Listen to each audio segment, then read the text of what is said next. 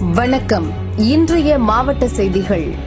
மயிலாடுதுறை மாவட்டம் திருமுல்லைவாசல் முதல் கோழையார் கடற்கரை வரை உள்ள பகுதிகளில் டிசம்பர் முதல் மார்ச் வரை அரிய வகை ஆலிவ் ரெட்லி வகை ஆமைகள் குழி தோண்டி 100 முதல் 150 முட்டைகள் வரை இட்டு மூடி சென்றுவிடும். ஆமை இனங்களை பாதுகாக்கும் வகையில் கோழையார், கொட்டாயமேடு, வானகிரி, மாணிக்கப்பங்கு உள்ளிட்ட 6 இடங்களில் வனத்துறையினர் சார்பில் முட்டை பொறிப்பகங்கள் உருவாக்கப்பட்டுள்ளன.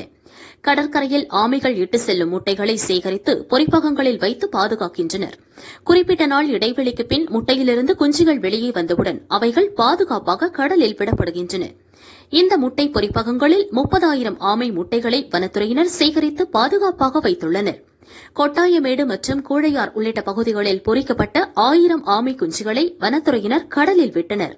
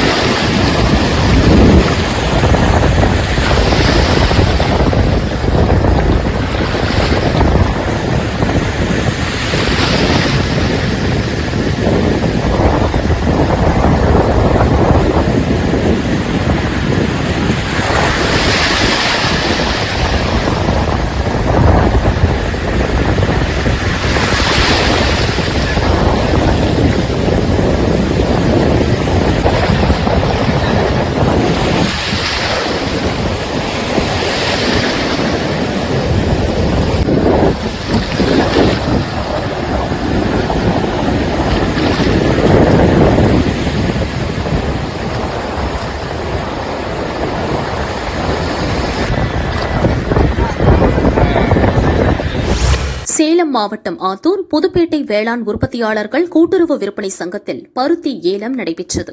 இங்கு பல்வேறு பகுதி விவசாயிகள் தலா 50 கிலோ மூட்டை வீதம் 4511 மூட்டைகளை விற்பனைக்காக கொண்டு வந்தனர். 28 வியாபாரிகள் பருத்தியின் தரத்திற்கு ஏற்ப விலை நிர்ணயம் செய்தனர். பிடி ரகம் 100 கிலோ கொண்ட குவிண்டால் 6,869 முதல் 7,559 ரூபாய் வரை விற்பனையானது. டிசிஹெச் ரகம் குவிண்டால் 9,889 ரூபாய் முதல் 11,689 ரூபாய் மற்றும் கழிவு குவிண்டால் 3,789 ரூபாய் முதல் 5,699 ரூபாய் வரை விற்பனையானது.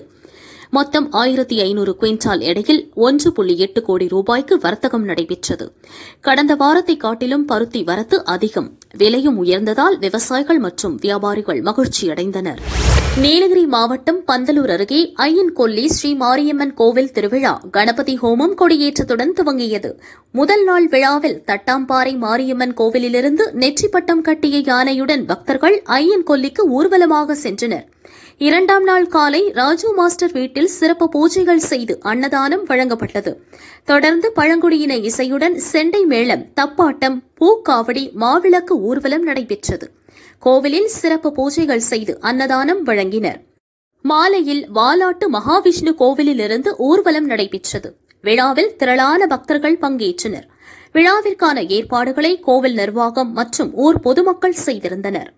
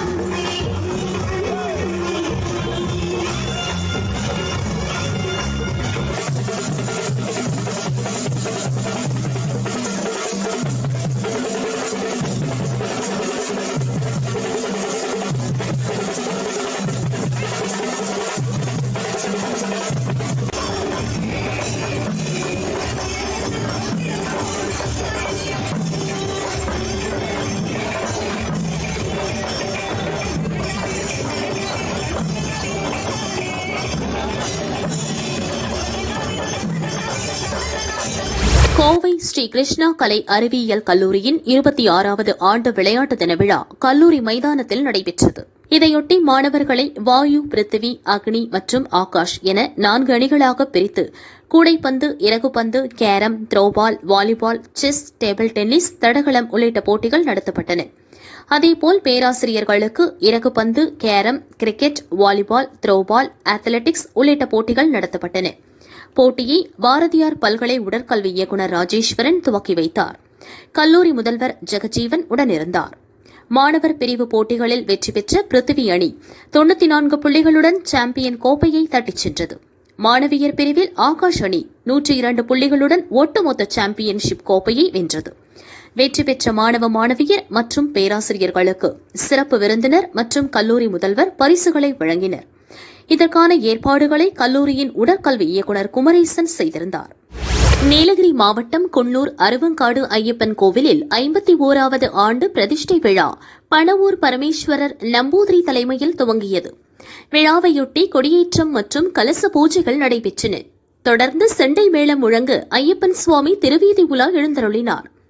ஊர்வலத்தில் பாரம்பரிய உடை அணிந்து வந்த பெண் பக்தர்கள் விளக்குகளை கைகளில் ஏந்தி பங்கேற்றனர். சுவாமி ஊர்வலம் நகரின் முக்கிய வீதிகள் வழியாக சென்று கோவிலை அடைந்தது. விழாவிற்கான ஏற்பாடுகளை ஐயப்ப பஜன் சங்க நிர்வாகிகள் செய்தனர்.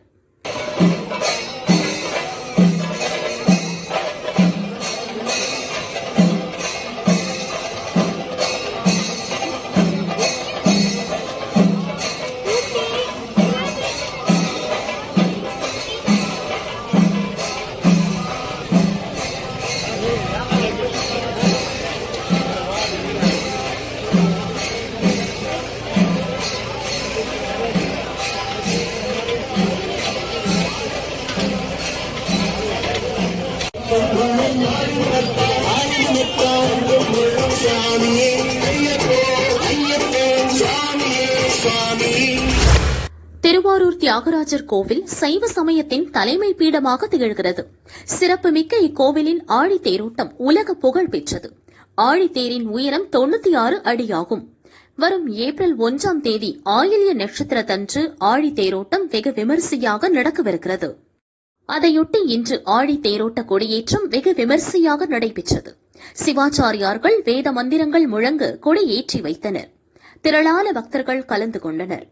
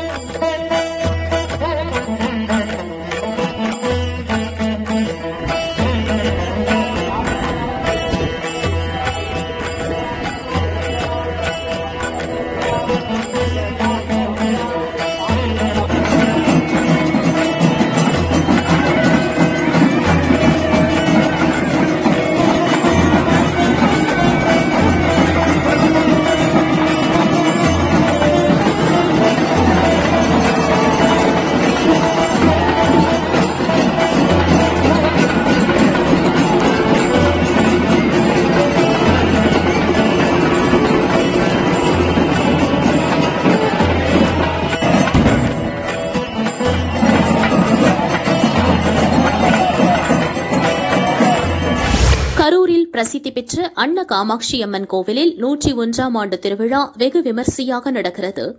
விழாவின் முக்கிய நிகழ்ச்சியான பூக்குழி இறங்கும் வைபவம் வெகு விமரிசையாக நடைபெற்றது. விரதமிருந்த பக்தர்கள் குழந்தைகளை கையில் ஏந்தி பூக்குழி இறங்கி வேண்டுதலை நிறைவேற்றினர்.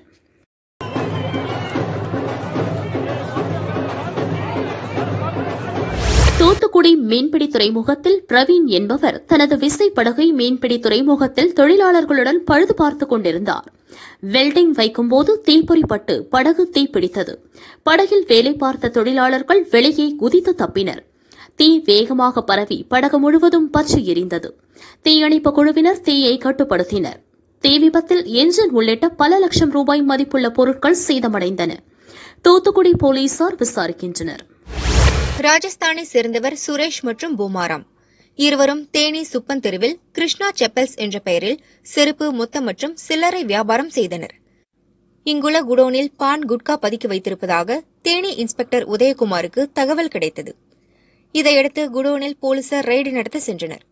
போலீஸ் வருவதை பார்த்ததும் ஊழியர்கள் சிலர் எஸ்கேப் ஆகினர். குடோனுக்குள் இருந்த பண்டல்களை பிரித்து பார்த்தனர். அதில் பான் குட்கா பாக்கெட்டுகள் பதுக்கப்பட்டிருந்தன.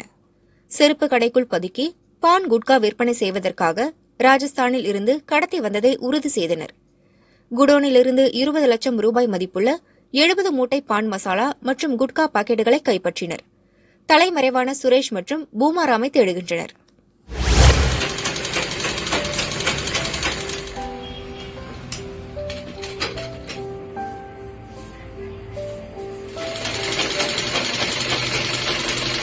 சின்ன காஞ்சிபுரம் திருவீதி பள்ளம் பகுதியைச் சேர்ந்த பழனி சித்ரா தம்பதி காய்கறி கடை வைத்துள்ளனர். இவர்களுக்கு கீர்த்திகா என்ற மகளும் ஹரிஷ்குமார் என்ற மகனும் உள்ளனர். 6ஆம் வகுப்பு படிக்கும் ஹரிஷ் பெற்றோருக்கு உதவ முடிவு செய்தார். பள்ளிக்கு சென்று கொண்டே தையல் கலையில் கை தேர்ந்தார். அரை மணி நேரத்தில் ஜாக்கெட் தைத்துக் கொடுக்கும் அளவுக்கு தொழிலில் கில்லியானார். படிப்பு நேரம் தவிர ஓய்வு நேரத்தில் துணிகளை தைத்துக் கொடுக்கிறார்.